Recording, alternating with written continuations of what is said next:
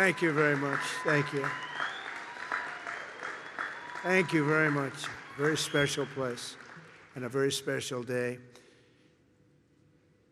Thank you to Vice President Vance, doing a terrific job. Thanks also to a man who has devoted his life to service members and veterans, Secretary of Defense Pete Hegseth, who's doing really well. He went through a lot, didn't he? But he's doing really well. He's a tough cookie. That's what we want, is a tough cookie.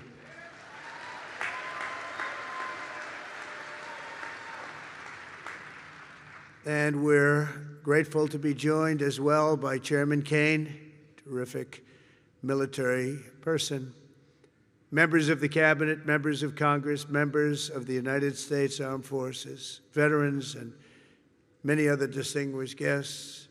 We gather today to honor the incredible service members who rest in glory in this cemetery and burial grounds around the world and in 1,000 lonely places known only to God. In every hour of peril, in every moment of crisis, American warriors have left behind the blessings of home and family to answer their nation's call. They've offered all that they had within them and given their last breaths to each and every one of us that we might live safe and breathe free. This morning we pay tribute to their immortal deeds. We share in the sorrow of their beloved families, and as one nation we give thanks for the ultimate gift they have so selflessly given to all of us. These warriors, and that's what they are, as great, great warriors, picked up their mantle of duty and service, knowing that to live for others meant always that they might die for others. They knew that. They asked nothing for it. They gave everything, and we owe them everything and much, much more. Each of the service members who have made the supreme sacrifice for our nation has also left an unfillable void and an unbreakable silence in the lives of all who love them. For the families of the fallen, you feel the absence of your heroes every day in the family. These are great families. These are wonderful families. In the familiar laugh no longer heard, the empty space at Sunday dinner, or the want of a hug or a pat on the back that will never come again. Every Gold Star family fights a battle long after the victory is won, and today we lift you up and we hold you high. Thank you, thank you, thank you for giving America the brightest light in your lives. It's what you've done. We will never, ever forget our fallen heroes, and we will never forget our debt to you. This Memorial Day is especially significant as we commemorate 250 years since the first American patriots fell on the field of battle. 2.5 centuries ago at Lexington Green, Concord Bridge, Bunker Hill, brave Minutemen and humble farm boys became the first to give their lives for a nation that did not yet have a name. With their deaths, men like John Brown, 23, Samuel Hadley, 28, and Abner Hosner, 21, ignited the flame of liberty that now lights the inspires everybody and the entire world.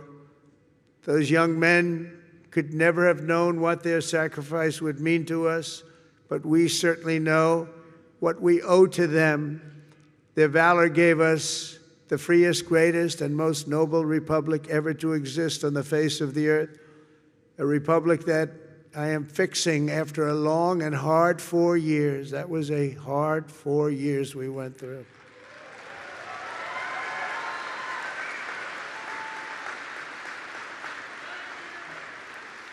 Who would let that happen? People pouring through our borders unchecked, people doing things that are indescribable and not for today to discuss. But the republic that is now doing so very well, we're doing so very well right now, considering the circumstances, and we'll do record-setting better with time. We will do better than we've ever done as a nation, better than ever before. I promise you that.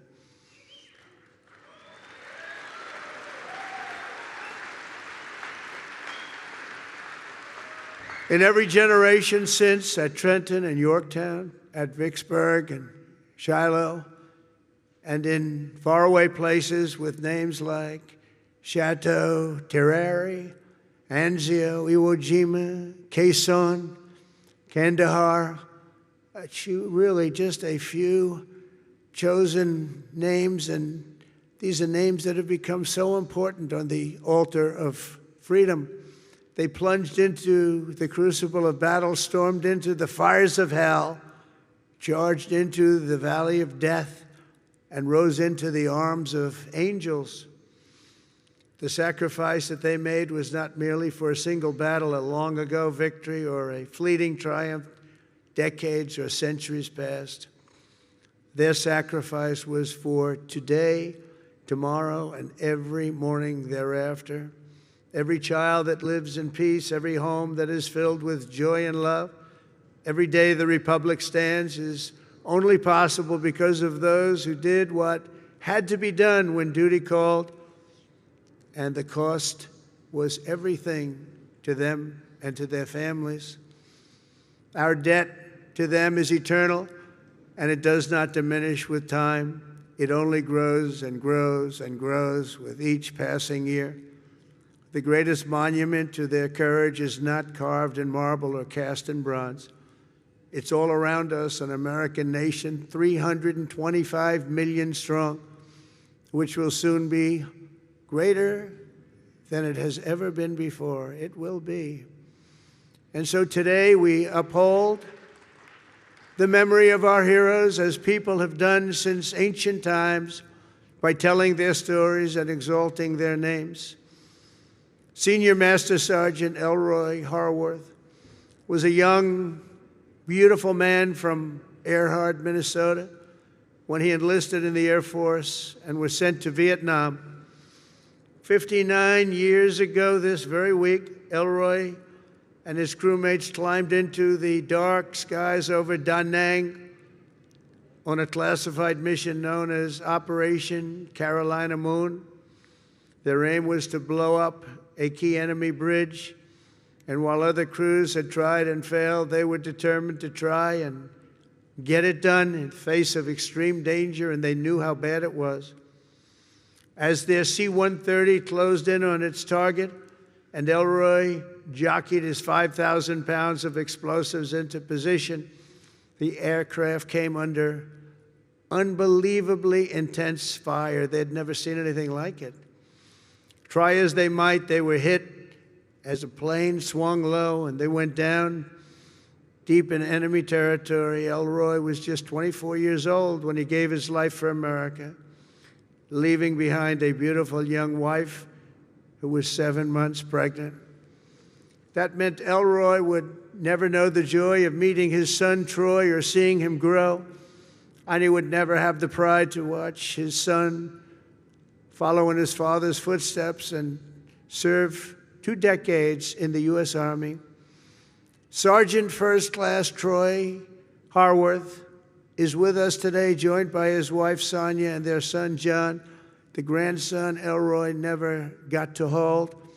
Thank you, Troy, and thank you, John, and above all, thank you, Elroy. Thank you very much. Please stand up. Thank you, wherever you may be.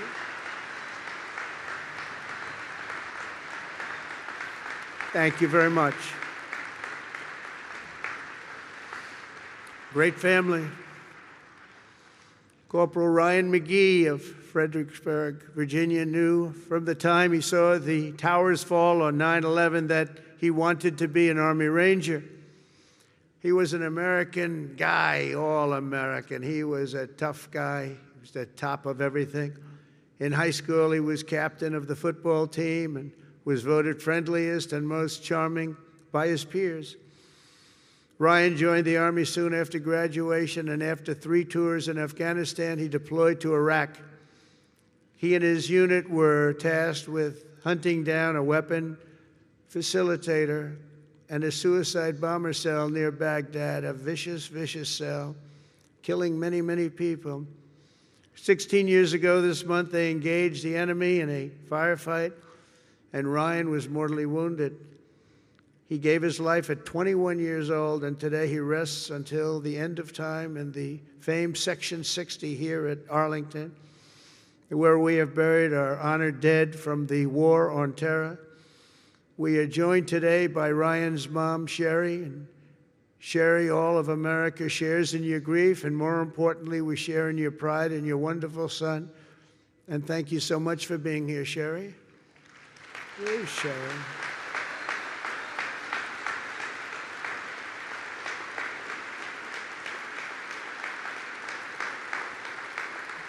Thank you, Sherry. Thank you very much. On behalf of everyone. This crowd is so big, she's hard to find. Once I saw her, she really stands out. Thank you, Sherry, very much.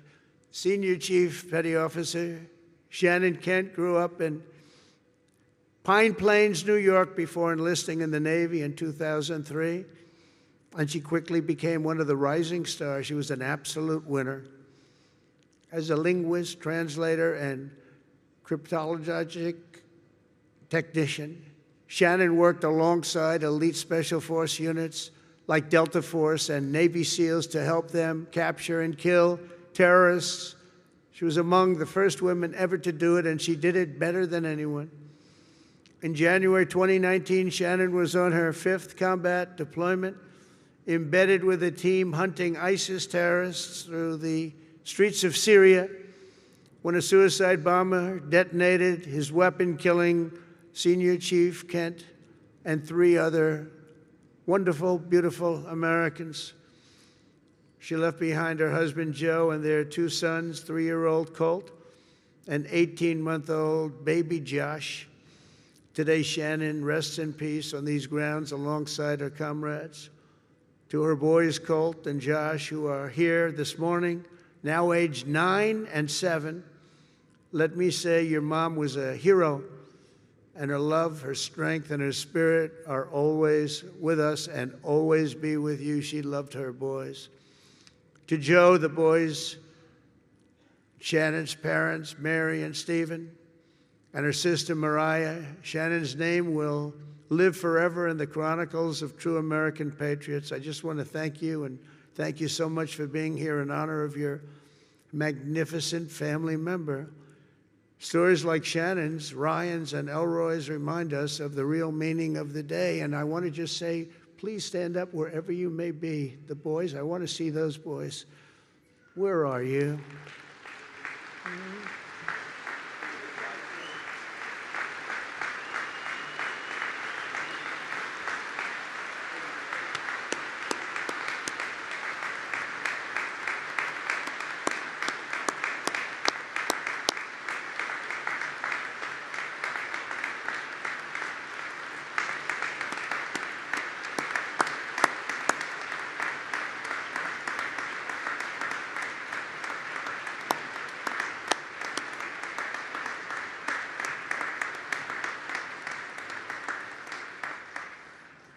Yeah, good-looking guys.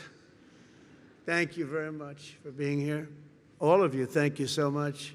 We should never forget, even for a moment, that freedom is a gift of the highest cost and peace is won at the most precious price. These extraordinary American heroes and their immense and ultimate sacrifices, they offer only the faintest glimpse at the infinite grace we have received from all who laid down their lives for America.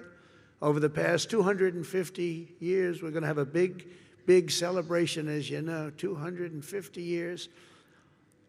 In some ways, I'm glad I missed that second term where it was, because I wouldn't be your president for that most important of all. In addition, we have the World Cup and we have the Olympics. Can you imagine? I missed that 4 years, and now look what I have. I have everything. Amazing the way things work out.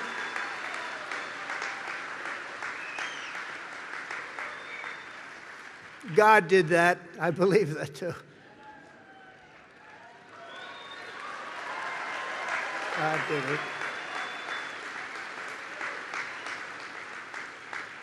You know, I got the World Cup and I got the Olympics. The 250 years was not mine. I'd like to take credit. But I got the Olympics, I got the World Cup when I was president. And I said, boy, it's too bad I won't be president then. And look what happened. I turned out, and we're going to have a great time. We're going to have a great celebration. But most important of all is the 250th anniversary. That blows everything away, including the World Cup and including the Olympics, as far as I'm concerned. In any corner of this cemetery, at any resting place for our war dead, anywhere on earth, you'll find untold stories of equal heroism and heartbreak unmatched, patriotism and devotion and acts of selflessness and courage so enormous they defy comprehension. Most people can't even imagine it. Great poets have written that it's love which moves the sun and the stars, but here on the sacred soil, right where we are, we're reminded that it's love which moves the course of history and moves it always toward freedom, always. From Bunker Hill to Bastogne to Cantigny to Coral Sea, from Gettysburg to Guadalcanal and Concord to Kabul. America's best and America's bravest have fought, bled, and died so that we could pick up the torch of liberty, raise it high, high, high, and carry it onward to places they could never have dreamed of before.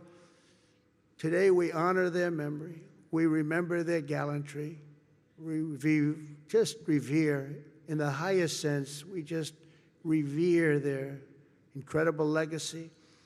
We salute them in their eternal and everlasting glory, and we continue our relentless pursuit of America's destiny as we make our nation stronger, prouder, freer, and greater than ever before. May God bless our fallen heroes.